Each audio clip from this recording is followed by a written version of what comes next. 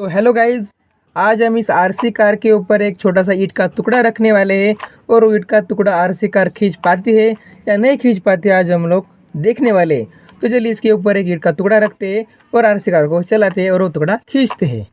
तो चलिए इसके ऊपर रखते हैं। ये गाइज देखिए, हमने एक ईंट का टुकड़ा इस आरसी कार पर बांध दिया है। अब इसको हम खींचने वाले हैं इस टुकड़े को। क्या आरसी कार हमारी खींच पाती है टुकड़ा ईंट का या नहीं खींच पाती है, हम लोग आज देखने वाले। तो चलिए इसे खींचते हैं। तो गाइज चलिए इसे हम खींचते हैं। ओ गाइज ये देखिए, गाइज हमारे आरसी कार ने खींच लिया है। ओ गाइज देखिए रियली। तो अगर आप सभी लोग को वीडियो अच्छी लगे तो वीडियो को लाइक करें, चैनल बनाए सब्सक्राइब करें। मिलते हैं नेक्स्ट वीडियो में, तब तक के लिए बाय बाय।